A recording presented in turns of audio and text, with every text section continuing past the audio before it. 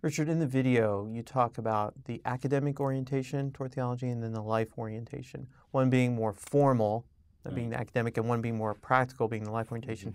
It would seem that academic informs the life orientation. But couldn't you reverse the process? Yeah, well, that's the way most people would think of it. They think in terms of you have to have the formal theological academic approach, much like what was Aquinas and Hodge. I think we use their definitions of theology to illustrate that. And that's the source from which you get practical theology.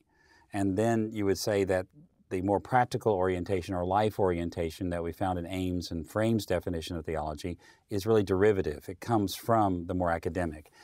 Well, you know, to run the risk of losing my job, since I do academic theology, it is true that academic leads to practical, but what we often miss is that the practical realities lead to better academic too. It goes both ways. It has to go both ways, because theories are like painting a room. You know how we have this expression where you can paint yourself into a corner, and it's just because you haven't had enough experience to realize that if you paint this way or that way, you're going to end up not being able to step out of the room without stepping on the paint.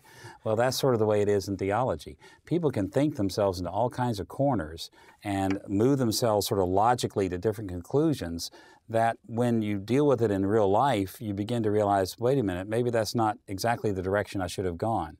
And so the academic side does lead us and should guide us insofar as it's true to the Bible. It should guide our lives. But living life in the light of the Bible also then comes back and informs the academic. And this is why these two orientations are so very important, that we not allow ourselves to sort of drift just into one or drift just into the other, but that both are important, both that academic orientation and the life orientation.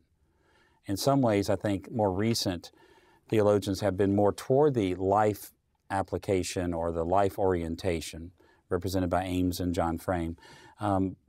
But they've done that more or less in reaction to sort of old ways of doing theology. And we also always have to remember that people like Hodge, Charles Hodge and Aquinas, they had other writings too. And they had life that was much bigger than what they did in their systematic theologies, or in Aquinas' case, the Summa, or his other formal theological writings. In fact, many times people in the old days, in very early Christianity, even in the medieval period, they would do theology in the form of prayers and songs. And they were theologians, they were academicians, they taught in schools, but they would write their theology in other styles. And what that reflects is the fact that they were getting their academic theology from more than just academic reflection. They were getting it from life experience. And the fact is that even the most academic person is going to get a lot of feedback from life into the academic pursuit. Now, that feedback may not be good, it may not be wholesome, it may not be very rich, because academic people tend to be withdrawn from real-life issues and from especially larger ones and more challenging ones. I mean, what kind of person normally spends the amount of time you have to studying ancient languages and sitting in a library, except what we, pejoratively call a bookworm? And a bookworm is a person that often tends to be inadequate in social interaction and tends not to be very well prepared for dealing with the larger scope of life, and so they sort of retreat. That was me. You sort of retreat to books. And that you still have life, but it's a very narrow vision of life that then feeds into academy. So what you want is a broad life experience, broad life orientation in theology that can feed up into the academy.